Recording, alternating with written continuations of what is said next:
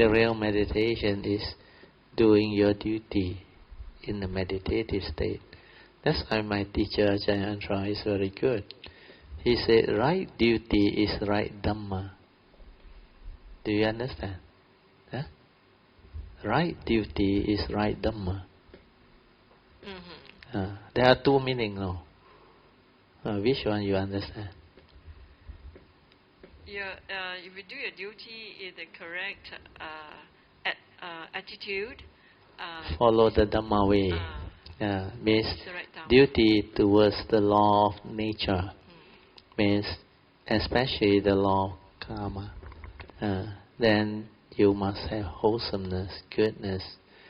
Your mind state must be free of the three evil roots of greed, hatred, and delusion. So that is the first aspect of right duty. It's just like you follow the advice of the Buddha. When you can avoid all evil, do good, purify your mind, you have right duty. But the second aspect is more important. The second aspect is when you develop this right duty through mindfulness, heedfulness, following Noble Eightfold Path, you are actually cultivating the Dhamma. And that one is more important. Do you understand? So I don't complain. Don't every time get unhappy. Why am I here doing all this? Why other monks can have nice time meditating in the Dhamma hall? So you complain, means you don't understand the Dhamma. Who complain? The thought, the egoic mind complain. Because there is this comparison of things. When you start to compare, duality arises. Like and dislike. Then the mind that compare always create division. You know what is division, is it? Why they always so lucky can do all this? Why me have to do this, have to do that? Why are they giving me so much duty? So like I said, the 10th step of the Avijja Sutta, you check. Most of you have the first 3, and quite a number has the 4th step, Yoniso Manasikara. Means first and second turning wisdom. Once you have Yoniso Manasikara, your daily mindfulness can stabilize very fast. Sati Sampajana, the step 5 is very important. If you don't hit step 5, 4 and 5, you have not started the real meditation.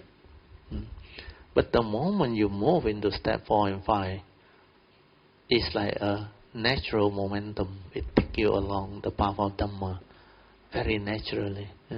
It's like you breeze through and you really love the cultivation. Because when you are in the path, it's so beautiful. The Dhamma appear all over, keep on arising. Then your joy, your faith becomes so different. That's why cultivation is not difficult. The only thing you need to really determine is the initial wisdom. Constantly listen to the Dhamma. Now we got website, we got the transcript, the books, we got the audio file, the video file. You should listen. Then reflect, contemplate constantly until the understanding stabilizes. Then determine to cultivate, to straighten your view. Once your views are straightened, you will have less of this reaction of mind, stirring of mind. Then your daily mindfulness will stabilize. Then when you meditate, your spiritual faculty develop, your initial wisdom develop. It's very easy to meditate, where you meditate with understanding. That's why you will enter the silent stillness of mind, tranquility of mind. And you will realize your true mind, the state of no thought. And when you are able to do that, you will have more and more space between thought. Your mind will be more and more quiet, peaceful. Avijja Paccaya Sankhara weaken. That's how your sati, daily mindfulness, become more and more continuous. And when you hit that, you only need to learn the four types of clear comprehension so that you will not deviate. And the four types of clear comprehension is very easy. The first clear comprehension is sincerity of purpose. Means you cultivate the Dhamma with sincerity to develop wisdom, to free the mind, to be a blessing to all, to develop understanding so that you understand life and know how to live life, so that you can really be a blessing to all. So that is the true intent, not to develop psychic fame, and all those funny type of intent. Those are for people who are still deluded with the egoic mind. Then you have to maintain that strong faith. Do not fall into complacency. Then determine, strive on with heedfulness to develop the understanding. So all these are part and parcel of the cultivation. Then when you are able to do that, you progress very fast. You become very different. That's why the Buddha says heedfulness is very important. Dhammapada verse 21, 22 and 23. Without heedfulness, you don't stand a chance. You are as if dead. And to be heedful, you have to be ever mindful, constantly meditative. So to be ever mindful, first is to train the mind to be mindful, then stabilize it. Then after that, constantly meditative means constantly using this trained mind to cultivate Noble Eightfold Path, to develop the first, second and third turning wisdom. So the whole cultivation process become very clear and very easy. Step 1, Dhamma friends, you have. Step 2, opportunity to hear the Dhamma, the true Dhamma. You also have. You have your classes, you have your audio file, video file, you have the website, you have the books, transcript book and all those things. Then you also can have opportunity to develop Dhamma discussion. Constantly reflect, contemplate and inquire into the truth that the Buddha has taught. So this will bring forth the faith when the Dhamma stand out to investigation. Then with the faith, when you constantly develop the first and second turning wisdom, the initial wisdom, yoniso manasikara, will rise. Then your sati will stabilize. Then after that, step 6 is automatic. Sense restraint. You cannot break precept anymore. Then when you have sense restraint, you will know how to arise the 3 way of right conduct, which is step 7. Then after that, to cultivate the 4 foundation of mindfulness, which is step 8, is very easy. Because with the daily mindfulness and the initial wisdom, it's very easy. The 4 foundation of mindfulness. Then after that, you will witness the 7 factor of enlightenment keep on arising. That is step 9. And with that, you know you are on the right path. You have destined for enlightenment. That's why step 10, the last step, will be a natural consequence of it, which is enlightenment in the here and now. So it's really easy. Then after that, you are very determined and you have the understanding and you undergo the higher path, the Bodhisattva way. Then you can, because you have already established the teaching. Cultivating the Bodhisattva way, you have the book, the blue book. You take the vow, determined to plant the seed of Bodhi, to go this way. Yeah. So the 4 basic vows together with all the essential understanding that I have given you, the yellow card, where the whole vow has been summarized into the yellow card, 2 pages. Go through them. familiarize yourself with them, then understand them, then determine to have this understanding life after life. Whenever you come or you choose to come, have to come or choose to come, then establish all the important understanding that I have laid down. First is how to break karmic offense from triple gem, from all beings.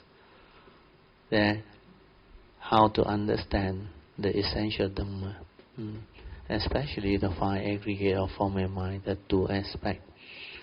Then to cultivate affinity, great beings, seek their blessing, protection and guidance. So all these are there. Then all the various type of other essential Dhamma. Rupang, Anicang, Rupang, Anatta. So all those five aggregates of form and mind, chant them. Then develop the understanding of the three universal characteristics of nature. Then the four basic vows, the three sets of pure precept. Then how to integrate them with your cultivation, so that all this will take you along. Then the perfection of the 10 paramita become natural, automatic. This is how the teaching can be developed. And it's very beautiful. Whoever who can understand this teaching, cultivate it, will be a blessing to all, will have the good life, guaranteed. The only way to change your life for the better, to transform your understanding, is to walk the path of Dhamma, to realize the enlightenment. Then after that, you choose to come to the Bodhisattva way. You will be very beautiful, life after life, for eons and eons and eons. The cultivation will be very different. You come with understanding. That's why I always say, you really have to come, or choose to come. You better come with the understanding of the Buddha Dhamma. Otherwise, why come? A lot of people got no choice. They have to come. So that one is not a question they can answer. They have to realize this teaching before they can decide. In fact, when you have the sasana around right now, you have the condition to develop such understanding. You must really, really go all out, determined to have this understanding, life after life. Otherwise, you miss this window. It's going to be a long call before the next window open up or materialize. Okay, so this is for your very important faith and understanding. Yun Chan, anything else? I realize when you have something on your mind, cannot meditate. Oh, okay. Like what? Then they were complaining. Oh. Taxi fare is very expensive. Yeah. Yeah. So the first few days, okay, I could have very good sitting. Then after that, then both of them were complaining. Why you pay so much? Why we have to pay so much? So I meditating. Then the thought comes. Oh, very expensive, very expensive. You know how the thought come or not? That's why that is real meditation. But if you use another thought to rationalize, then that is not meditation. You have to inquire, why this thought? Why not other thought? Yeah, because I think it is bothering me at that time. Correct. The thought is bothering you, but you never inquire. If you inquire the right way, you will understand it very deeply. Why this thought, not other thought? Last time I shared with you already. Even when I go to a shop and buy something after I have the Dhamma and the mindfulness, I realize whatever transpired within the shopkeeper and me, because I was buying something and all those things, then he actually gave me extra, he gave me extra change. gave him a $50 note. It's supposed to change to me about 40 ringgit. Isn't it? I calculated 50 ringgit, extra 10 ringgit, because there was one 10 ringgit stick together. I think he didn't check. Then, as I was going out, then I count the notes. Then I realized extra. Then I turn back, and I want to actually return him the extra 10 ringgit. You know what he did or not? His response was as if I complained that he underchanged me. Understand? He said, no. He said, I count already one. Cannot be wrong. He straight away told me that. Then I smiled. I say, I think you pay me extra 10 ringgit. He was in disbelief. Then I count in front of him. I said, you're supposed to change back 40 something, but you give me 50. Then I gave him back the 10 ringgit. He was so amazed and stunned. Then he spoke to his colleague. Got such people in this world. Then when I walk out, I can see the joy in him and other things. But if you don't have mindfulness, I tell you, you will keep on thinking about that. Do you know? That is wholesome. That's why I can share with you this story, because I was observing my mind. And I realized as I walk out, I was laughing, smiling, because people won't do this, understand? But if it's something negative, let's say he underchanged me, then I went here, I want to claim, he don't agree. Normal people, what happen? Sure, cannot take it already. Understand? You will get into trouble. And like your case, you complain the thing expensive. So what actually happen if you are mindful, if you are aware, you silence everything and you check, why this thought keep on coming out? This thought is bugging you. Because there is a response from memory, and this memory went in very fast. The Buddha called it attachment, craving. So the cause of arising of suffering is samudaya, the cause. So this cause in Mahayana is called accumulation. You accumulate it through a delusion, where you think you exist. You think somebody want to cheat you, understand? You think the taxi fare is expensive. This is how attachment went in. And when you can see them, you will understand. Then what you need to do is Sankara Anicang, Sankara Dukkang, Dhamma Anatta. So a lot of things in life you have to learn. Not so real, not what you think. But when they arise, a normal person with the egoic mind will feel hurt, will feel unhappy. Then this thought keep on haunting them. It's just like you have problem. You cannot meditate. When you sit, it keep on haunting you. Take for example, financial problem, health problem, relationship problem.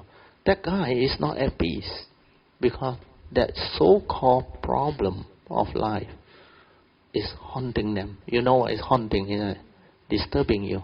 Because you have something you can't resolve. That's what suffering is. Attachment, craving. Your fear, your worry, your anxiety. These are the cause of suffering. So when you develop the meditative mind, when you can be aware, you can see this thought arising. I realized the only way to free is to develop wisdom and understanding. Otherwise you cannot free.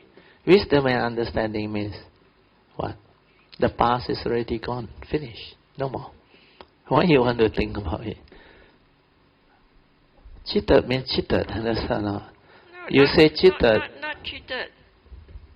Why so expensive? No, that was over. No, we planned for the return trip. Correct, it's the same. So, no, you say somehow there's a misunderstanding, isn't it? So I couldn't meditate, so I quickly got up and looked for Meiji Amy. I remember she told me she knows a taxi lady somebody who can book a taxi, and she actually called up the driver and then realized there was some kind of misunderstanding. The driver thought we wanted a truck, so it was wrong. So we cancelled the truck, and she booked a taxi, and we saved 1,000 baht. For the return trip lah. Then you are happy, isn't it? Then I could meditate. So the answer is why in the first instant you can't meditate. Why in the second instant you can meditate? Where you say you are happy, your problem no more, understand? No? But you didn't make use of that condition to see how this thing haunt you, how it creates this type of craving, grasping, clinging that affect your mind state, and you cannot meditate. It did not be that way. Do you understand? The example I have given you just now, you didn't listen properly because you were concerned with your situation and you want to explain your situation. That one is not important. To me, the important one is how to silence your mind during meditation and see through the silent mind, why this thought? Why not other thought? Because it's always your unsettled problem. You label it as problem. You want to resolve it. And while you are in the midst of other thing, this thing is disturbing you. That's why you cannot do the thing with normal understanding, awareness and mindfulness. Because this thing is not the reality now. The reality is you are in a retreat, you have to meditate. You want to meditate, you meditate. If you need to write it down, if you're scared, you forget. Okay, this taxi thing, I think I can save money. I will think of a way to talk to somebody. If there is condition, I will resolve it. And then that thing will not disturb you. Because you have written down and you intend to resolve it. So during the meditation, you just meditate, relax. Initially the thought will come. Because you have not developed the stability or understanding. But once you develop the stability or understanding, all these things will not disturb you. That's why I know what is important, what is priority. I write it down, then I will just tell myself, I need to resolve this. I need to remember this date, this appointment. Finish. After that, it never disturb me. Then I can go about doing my thing. Yeah. In fact, my recent trip back to Alaska also meant to be a very good advice to you all. You all can learn. You know what happened? I purposely booked a return flight at 7:15 p.m. At night, so that I have enough time. I actually sensed it already. When I went in with my brother, they ought to Hamjai. Normally, after lunchtime, 12 o'clock check out from hotel. Our Malaysian time is 1 o'clock. Okay? 1 o'clock. Then, what happened was, somehow, my elder brother who went to another place wanted to meet us for lunch. Then he said he will fetch me back. Then I called him at about 12 o'clock when Thailand time, when I was about to check out. He told me another hour to go. Cannot make it. But he said, don't worry, my flight 7 something, is it a lot of time? I said no. I said, I will go off with the other brother. But they all discuss. They say, now my la, we take one room. Then we put our luggage there, we check out. Then after that we go for lunch. Then we come back and go. I said no. So I check out. The other brother fetch me. But because they are not ready, we have to wait for them. No? By the time they come down, 1 o'clock Thailand time. So 2 o'clock our time. Then take lunch, 3 o'clock Thai time. 3 o'clock still enough time there. 4, 5, 6, 7, 4 hours. No? And that trip from Hat Yai to the checkpoint is 1 hour plus a bit. Then another 50 minutes maximum 2 hours, you will reach the Alasta airport. You know what happened? The jam. Never before the immigration. 3 hours at the immigration. I clear the immigration at 6:30 p.m. Cannot make it. Then I know. I call my son. I say, don't fetch me at 8 something because the flight supposed to arrive at 8:25. I say I will miss the flight. I knew. Then I just let it be. Then you know what happened? I asked my son to check what is the next flight. He told me there is only one Firefly leaving at 8:10. I was so lucky. I reached the airport 7:30. 7:30. I knew the other plane already taken off. 7:15. I went in. Luckily, I know where Firefly is. I told my wife, you bring in the luggage with my sister-in-law. Wait for me at the Firefly. Check in there. I will go and buy the ticket. So I went to the counter. I inquired. I said, is there any more ticket back to Subang? He checked. He said, Ada. I said, how much? Wow. You know how much or not? 2.5 times the normal fare. Instead of paying 300 something. Someone burned my 300 something ticket. I had to pay 800 something. But I never have a second thought. I say, okay, book. I say, dua orang ada. Oh, ada. Okay, beli. Then my brother came and told me, hey, he said, your flight delay. He said, 7:30 only take off. I said, never mind. 7:30 take off. I already 7:30 arrived at the counter. So the flight has taken off. So he thought 7:30 take off, 15 minutes. But you arrive at 7:30 where the plane actually take off. Understand?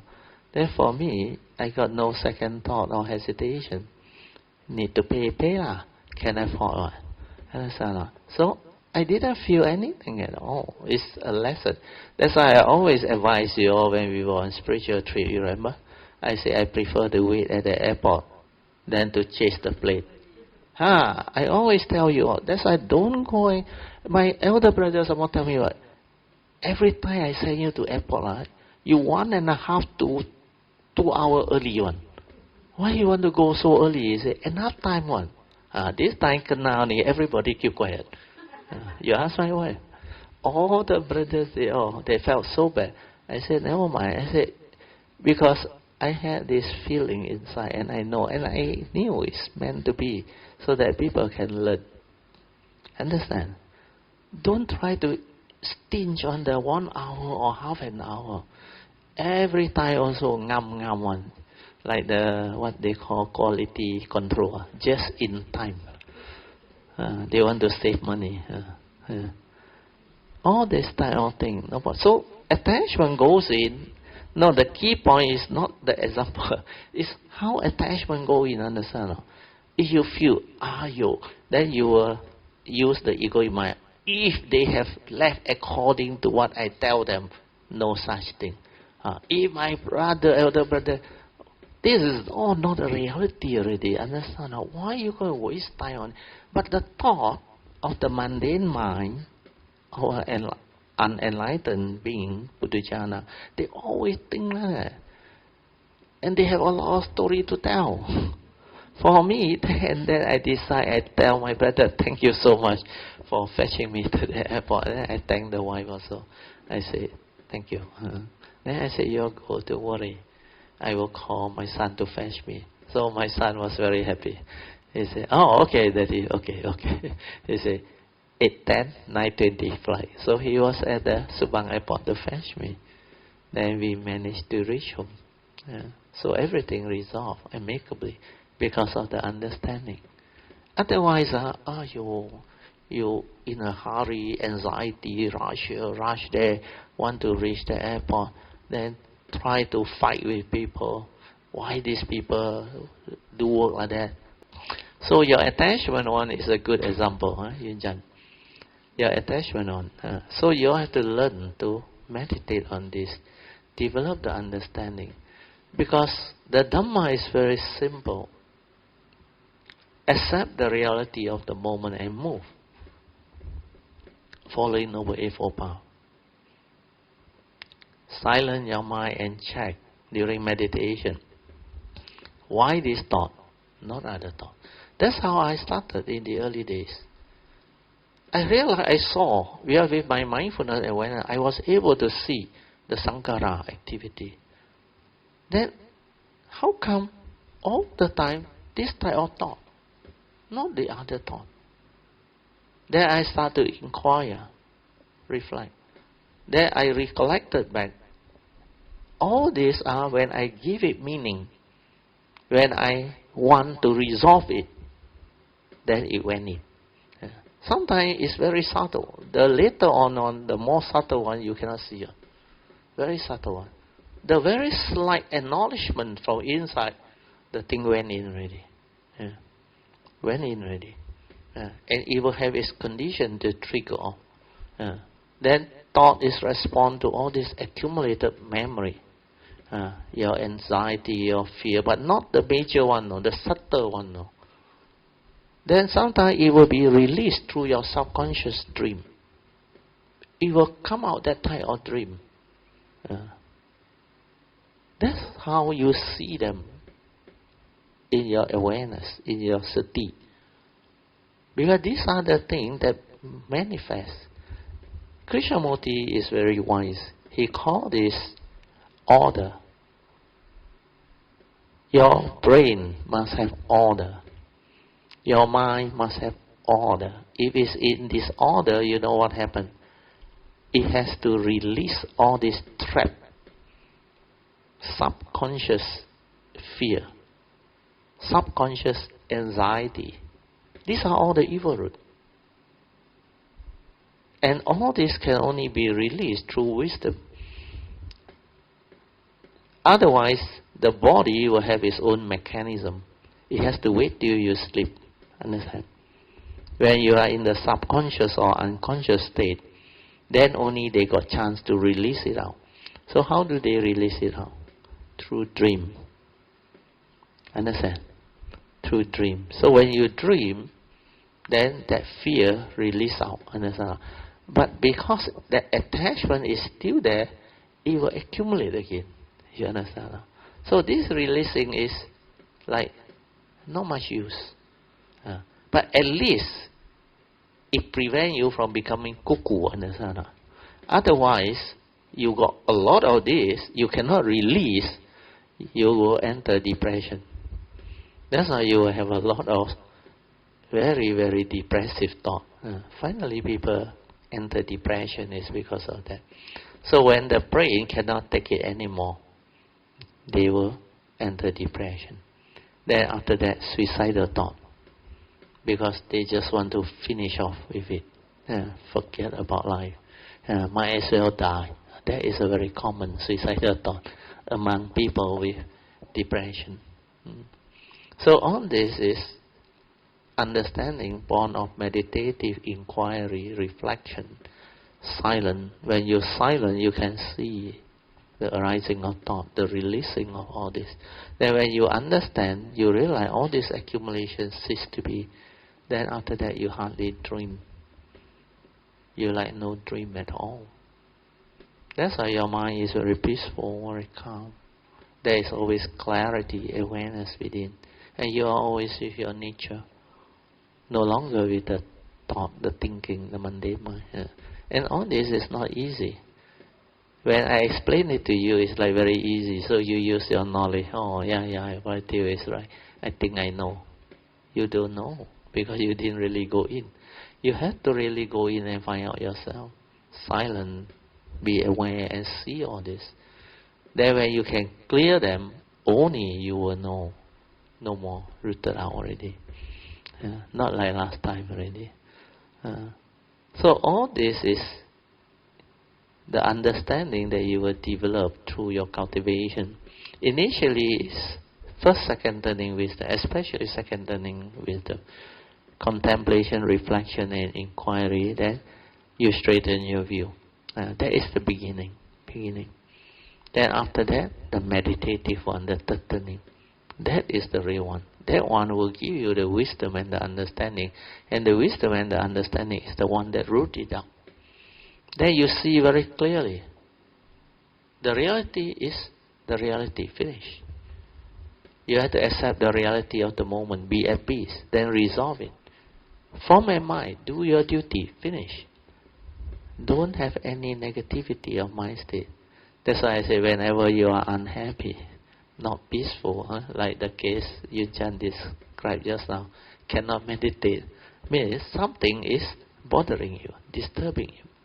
The evil roots are there. There is attachment. There is clinging, grasping. And you can't do anything about it because you don't have the understanding. You have not reflected. The understanding is, you're scared, you forget, write it down. Okay, this is the issue that I have to resolve. So, how do I resolve? Resolve it amicably. Following Noble Eightfold Path. Then from there onward, you will know how to resolve things. Then as you start to resolve one thing at a time, you learn. Then you will know how to apply the same formula for future problem. Then you realize everything is the same. When you have the Dhamma, you will know how to do it. When you don't have the Dhamma, you will attach, you will cling, and you will become afflicted. That's it. So you have to see all this, understand all this. Then the mind becomes different.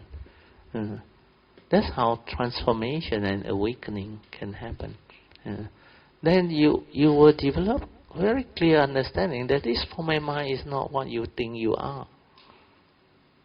He know you, he know me. No one born, no one sick, no one old, no one die. You will understand all this. It's just a vehicle and a tool for you to come. This you must reflect and contemplate until very, very clear. Especially the one on the whiteboard. The importance of having this understanding. You see, this five aggregate of form and mind, which is what the human being is all about. We have a physical body, physical body, the form aggregate. Then we have the mind, which has four more aggregate. So what did the Buddha say? The mind, which is consciousness and is content, or your mundane mind, the Buddha subdivide into four more aggregates for you to develop the understanding. And to understand these four aggregates is very simple. You just inquire, what can my mind do? So as we all know, our mind can feel. That's why there's an aggregate of feeling, Vedana. Then our mind can perceive things, Sanya aggregate. We can perceive through our seeing consciousness, hearing consciousness, smell, taste, tactile and thought consciousness. Then we can arise mental activity, mental states, mental volition, mental formation. All these are part of the activity of mind. And this is what the Buddha called sankhara. In fact, everything your mind can do is sankhara, including your planning, your scheming, your whatever mind state, like envy, jealousy and all those things, including the feeling and perception aggregate. So the first three aggregate, feeling, perception and activity of mind or mind states, mental activity, they are the content of consciousness. Then the last thing that your mind can do is the mind can be conscious. Conscious of what you see. Conscious of what you hear, you smell, you taste, you tactily feel and think. That's why the last aggregate is vijnana, consciousness. So these four plus this physical body become the first aspect, the five aggregate of form and mind. But this five aggregate of form and mind, which we call the human being, because we are born as human in the human right, this is not you. This is just a karmically conditioned vehicle and tool for you to come to this existential world. You are born into this world. But you need this vehicle and tool to come, otherwise you cannot come. And this five aggregate of form and mind, the reason why the Buddha say it's not you is because when you meditate, you will understand. They are all dependent, originating, condition arising phenomena. Not a real, permanent, unchanging entity where you can click onto, hold onto, grasp onto and say, this is me. This is I. Therefore all this can be mine. There is no such thing. Then the second aspect of the five aggregate is, he said, the four mind aggregate. Every time it arises, the perception aggregate brings in the external form into the mind. That's why the mind also has its five aggregate. And this five aggregate is actually your thought. Consciousness and its content become the thought. And that is the second aspect. The dwelling, paticca-samuppada. Then you have to understand, this five aggregate of form and mind, the human being, even though not you, but is subject to karma, law of karma. That's why you have to do your duty. You have to live your life in accordance with this nature's law of karma. Because within the conditioned world, there is the conditioned Dhamma. But when you meditate, when you realize the enlightenment, that is the unconditioned Dhamma. With the unconditioned Dhamma, you will not attach, you will not cling, you will not grasp, you will not suffer. That's why this five aggregate of form and mind then can be a beautiful vehicle and tool for you to come to this existential world to live the good life, the beautiful life of a noble one, an enlightened being. To realize the third phase of Dhamma, Pativeda, means you get to live the life of an enlightened being. Yeah. So all this understanding is very important. It's only when you have such understanding that you can liberate your mind, free your mind. The only way to develop wisdom is to use this five aggregate of form and mind to meditate, to cultivate, to realize your true nature. But the gateway is inside this one. That's why you need this to come. That to help you live life, experience life, do everything that you want to do in life. But for most people, without this understanding, they come here to pay back karma. Understand? To suffer, to become afflicted, miserable. So this understanding is most important. You have to reflect, contemplate, understand, meditate and awaken. If you understand this, you understand life, you will know how to live life. Then you can be a blessing to all. You can really be beautiful. And life can really be meaningful, wonderful. Then you can get to experience all of the pristine beauty and wonders of life. Because this form and mind, even though not real, not you, but is karmically conditioned out for you to come to this world. And it's connected to you, even though not you. So you can use it to live life beautifully. Yeah. With full understanding. That's why the moment you meditate and you understand, you will develop what they call wisdom. So once you develop wisdom or panya, this one is connected